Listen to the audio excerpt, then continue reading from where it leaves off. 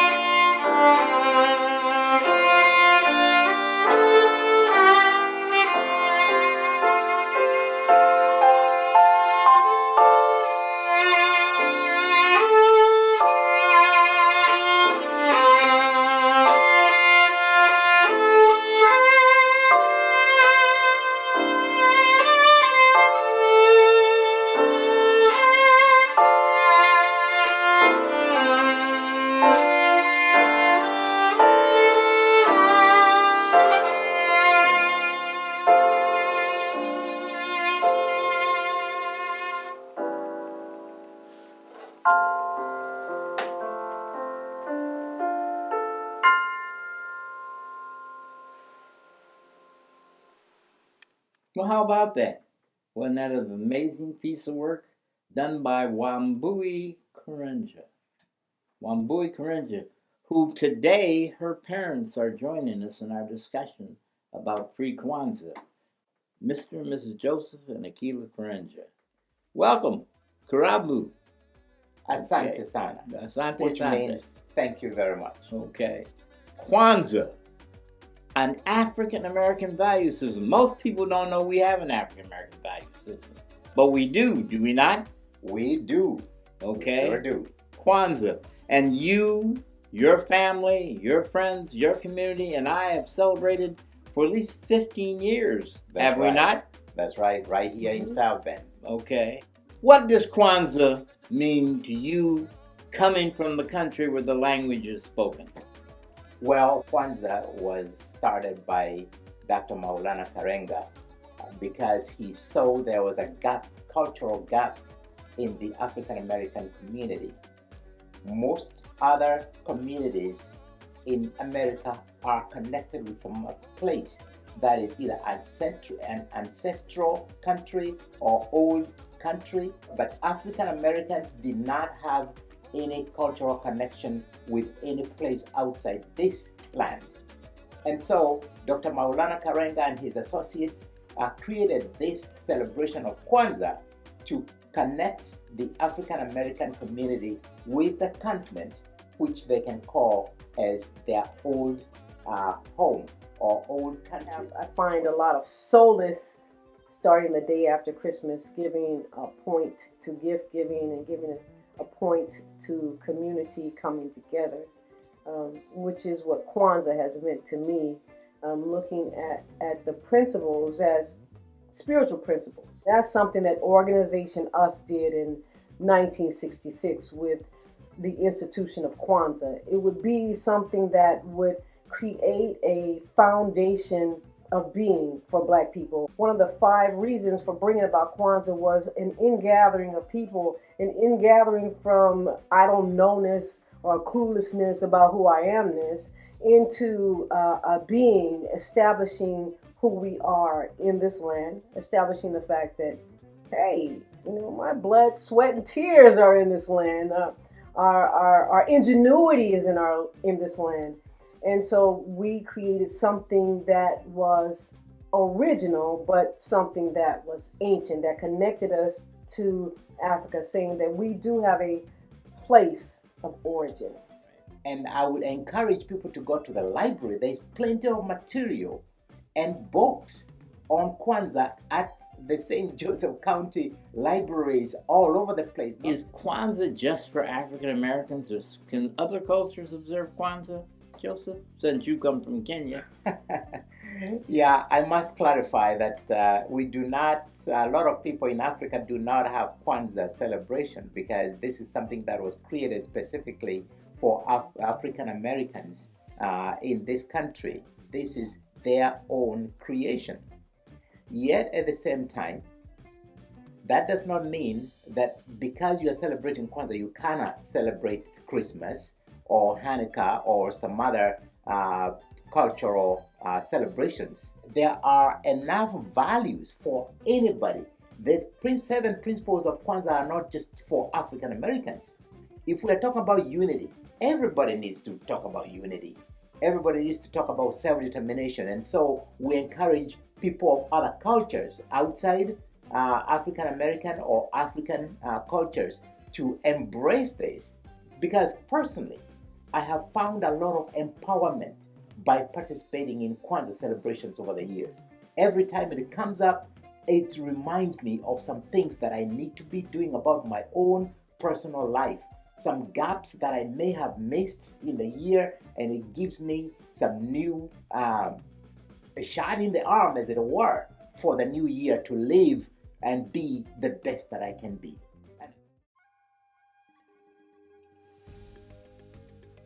Okay, there are 7 symbols in Kwanzaa. 7 is very important in Kwanzaa. There are 7 candles, 7 days, 7 letters in the name of Kwanzaa, and 7 symbols. 7 is very important. Saba is the Kiswahili word for 7. So each of the symbols have a meaning. We'll start out with the mkeka. Mkeka is the mat. You need to have a mat for all of your symbols to go on. Mkeka is the foundation, and it represents Africa. The kinara is the candle holder, and it represents African people. So African people, the ancestors, or any African people like my husband, the kinara. Then we have the mshuma. Can you say this? Mishuma Saba. Mishuma Saba. See, I forgot over those centuries how to speak like that, but he knows. Okay. And so these are the 7 candlesticks, which are the 7 principles that we've already talked about. They are embodied in these candles. Then we have zawadi, which are gifts. Zawadi are cultural items that come from Africa that show us our heritage. They can also be books that talk about our heritage. And these cards could be zawadi or gifts. This particular card has all of the principles of Kwanzaa in it. Well, not that one, but this one has all the principles of Kwanzaa in it. And now we go to the Kikombe Cha Umoja. This is the unity cup. It's like a cup of libation. Remember the ancestors, a cup for people to drink out of, to remember that we are one people, one community. And then we go to the vibunzi, or the corn. The corn represents our children. You see all the mini kernels? That shows how many we are as a people. And you need to have 1 ear of corn on your table for each child in your family. And then the 7th symbol is mazao. and that's the crops. Kwanzaa is a first fruits celebration. It's a celebration of the crops that come out of the ground. Mazao represents those, we say in Christmas, or we say in January 1st, we have New Year's resolutions. Mazao represents those goals that we set at the beginning of the year and we have accomplished. Those are the 7 symbols of Kwanzaa. We start with the first principle by saying Habari Gani, and then we call off what? Umoja. Umoja, which is Swahili for unity, right? Then we light the second candle, which is what color? It's the first candle on the left, and this is Kujichagulia. Say Habari Gani, Kujichagulia, which means self-determination. Okay. And then after that, we come to the third day, where we call out Habari Gani again. Mm-hmm. And that day is Ujima, which means collective work and responsibility. Okay. And then we call out for the next day Habari Gani once again, and that's the red candle. And when I say Habari Gani, what is that day? Ujima, which means cooperative economics. Working together. Okay. Then we call out Habari Gani again for the following day. And that would be what day? Nia, which is purpose. Purpose. Everybody has to have a purpose. We do have a purpose, okay? So then after that day, we call out the following day Habari Gani, and that day is what? Kuumba, which is the red candle, which means what? Creativity. Ours is the creative cause. We can create. We have the potential. We're very creative people. And then the last day we call it Habari Gani is what? Imani. Imani means Faith.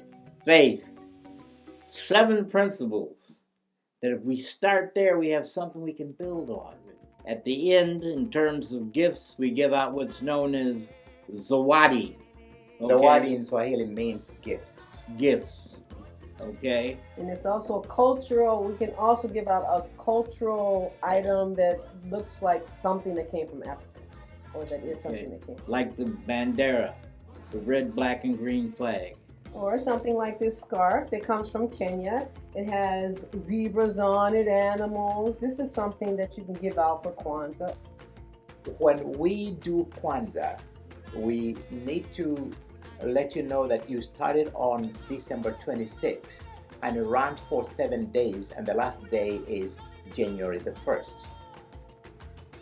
You set up the table on the first day with all the 7 symbols that we talked about. The mkeka, the kinara, the mishuma saba, all the other things that we talked about. You set the table like that. And then on the first day, you light only the first candle, which is the middle candle. And then you follow the instructions, whether you're using the internet or a book, and you follow every day has a different candle.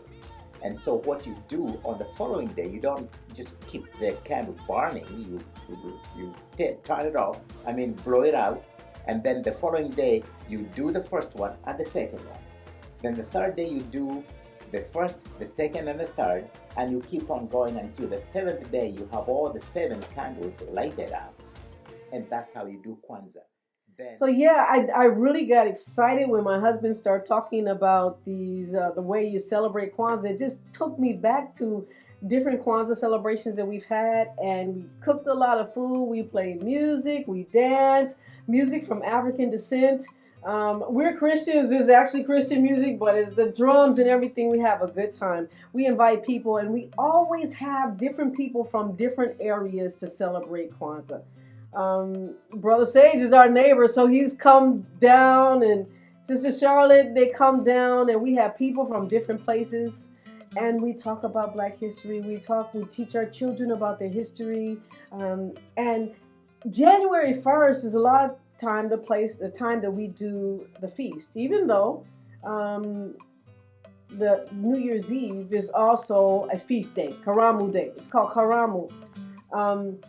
But January 1st is a very important holiday for African American people. And many of us do not know this because we think of it as January 1st, a new year. But did you know that the Emancipation Proclamation came into effect on January 1st? So it's actually our holiday. It is an Emancipation Day for Black people, January 1st. And so when we do Kwanzaa and we're in Imani, we look at that fact and we remind our children, hey, this is your day. This is Emancipation Day. So yeah, I really have fond memories when I think about Kwanzaa. I think about, picking up this Unity cup and we're supposed to drink it. When I was a child, we did drink out of this all together, but these days there's so many diseases. We just pretend we just take it and, pour a libation. We pour a libation for the people that went before us, for the freedom fighters, for our African parents that got on that ship, or those who stayed home mourning for us. So this is in remembrance of our parents that went on and all of that. The thing that I think is important for us to focus on is the joy that comes from Kwanzaa. That joy is so great and so tremendous and experienced by the few of us who observe it, so we want to expand it to make it Kwanzaa 365 year-round. And stay in touch with us as we begin to develop and build on that, because we want you to experience the same joy that some of us receive already. Much love, much respect. You're all very beautiful. We love you very much.